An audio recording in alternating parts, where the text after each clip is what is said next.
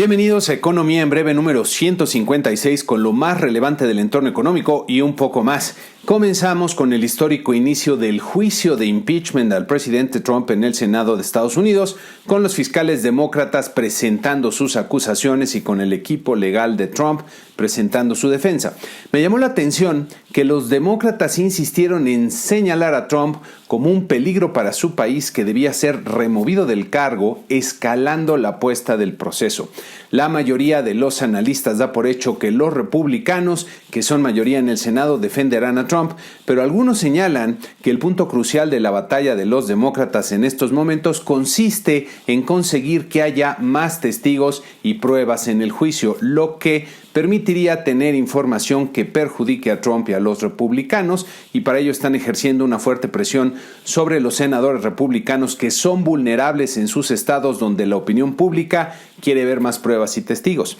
Hay que notar la gran polarización en el ambiente político de Estados Unidos que podría tener consecuencias desafortunadas de persistir el endurecimiento de las posturas entre ambos partidos. Las consecuencias del juicio podrían ser muy importantes para la economía mundial, ya que si Trump es absuelto, podría recurrir a decisiones todavía más radicales que las que ha tomado hasta el momento, o si los demócratas triunfan con un candidato también radical, podría haber cambios significativos en la política económica de los Estados Unidos. En fin, hay que estar atentos. Por otro lado, en el entorno global destacó la nueva revisión a la baja en los pronósticos de crecimiento para la economía mundial por parte del Fondo Monetario Internacional, que pueden ver aquí en este cuadro resumen, destacando por su magnitud el recorte a los pronósticos de crecimiento para México, ya muy en línea con lo que están viendo los mercados. El fondo pronostica una reactivación gradual en el crecimiento mundial, pero en niveles bajos y con riesgos inclinados a la baja,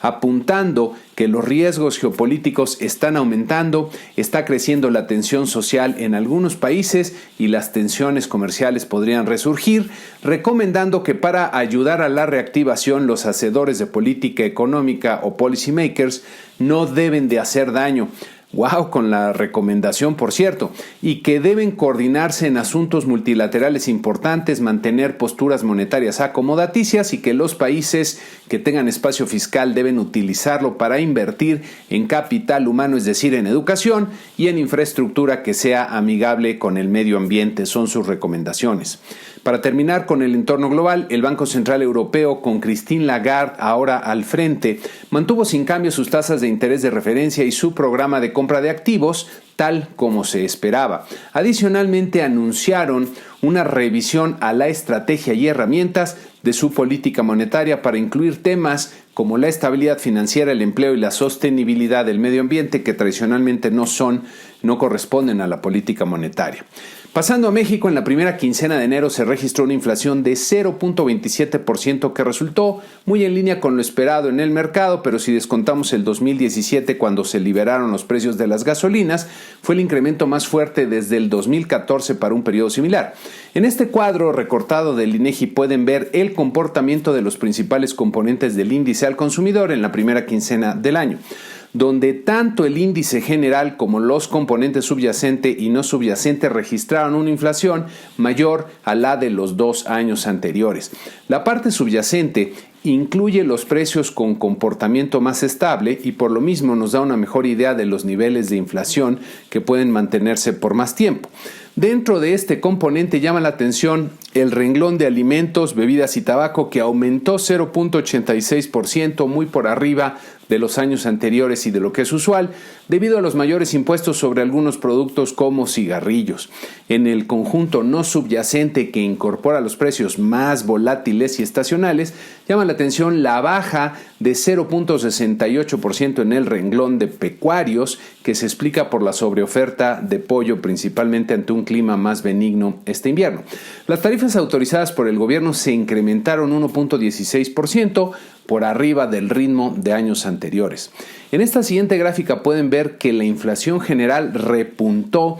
hasta 3.18%, lo que era más o menos esperado. La inflación subyacente aquí en la línea azul claro repuntó un poco a 3.73%, lo que representa una señal de cuidado que puede apuntar hacia un repunte más sostenido en la dinámica de los precios. En este cuadro pueden ver los renglones con los mayores impactos en la inflación, destacando cigarrillos y jitomate, y en este otro cuadro tienen los renglones con las incidencias a la baja más relevantes, encabezadas por el transporte aéreo y los servicios turísticos en paquete, que son fuertemente estacionales, es decir, dependen de la temporada y en esta temporada suelen bajar. El desempeño de la inflación no sorprende, pero reduce un poco el espacio para que Banco de México pueda reducir su tasa de referencia de forma decidida, sobre todo por el indeseable repunte que estamos viendo en la parte subyacente de la inflación.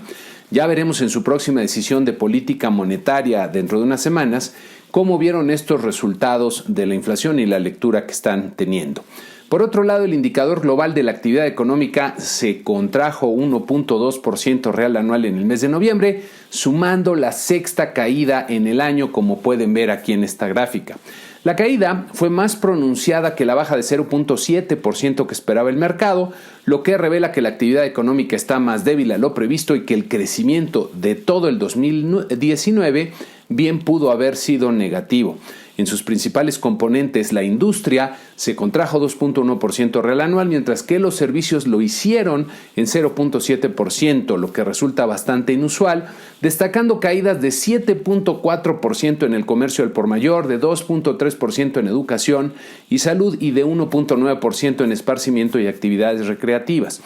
Pasando a los mercados financieros en general, presentaron algunos ajustes en la semana. El promedio de los 10 mercados accionarios que seguimos muestra una reducción de 0.75% en la semana, lo que muy probablemente sea una toma de utilidades luego de las notables ganancias de semanas anteriores. Nuestro mercado accionario también se ajustó, perdiendo 1.48% en la semana, como vemos aquí en nuestra gráfica acostumbrada, y terminando en los 45.142 puntos.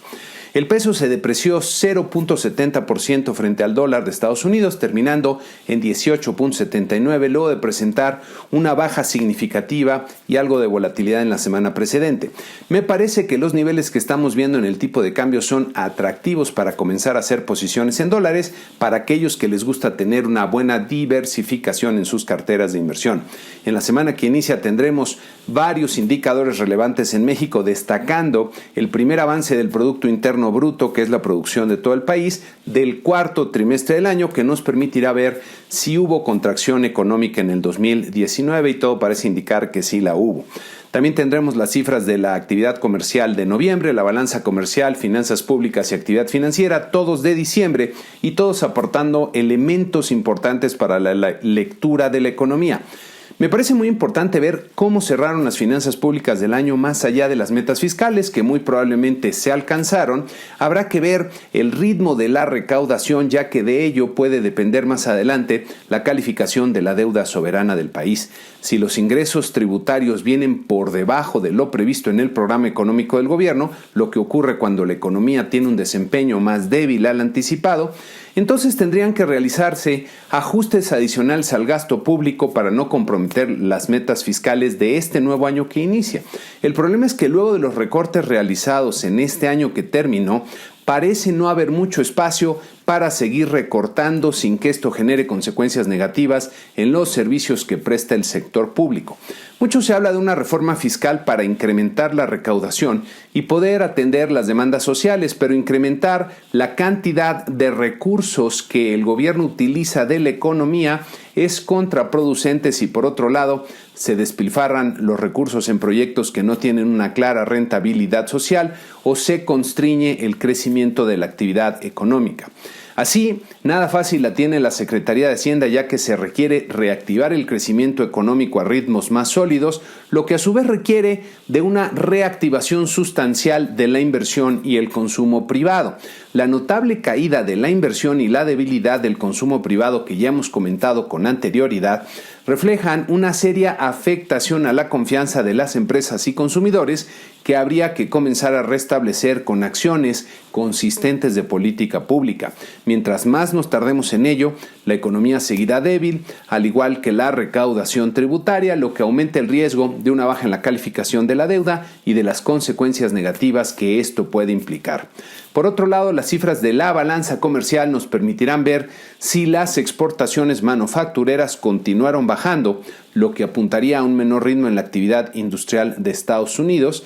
que para nosotros es uno de los determinantes importantes del crecimiento. También en la semana habrá información muy importante en Estados Unidos, destacando la primera decisión de política monetaria de la Reserva Federal en el año, que se espera sea sin cambio, mantengan sus tasas de interés de referencia en el mismo nivel. También tendremos los resultados del PIB del cuarto trimestre del año, que nos permitirá ver si está cambiando el ritmo de su actividad económica, especialmente en la industria, lo que, como comentaba, resulta determinante para nuestras exportaciones. En Europa habrá decisión de política monetaria del Banco de Inglaterra.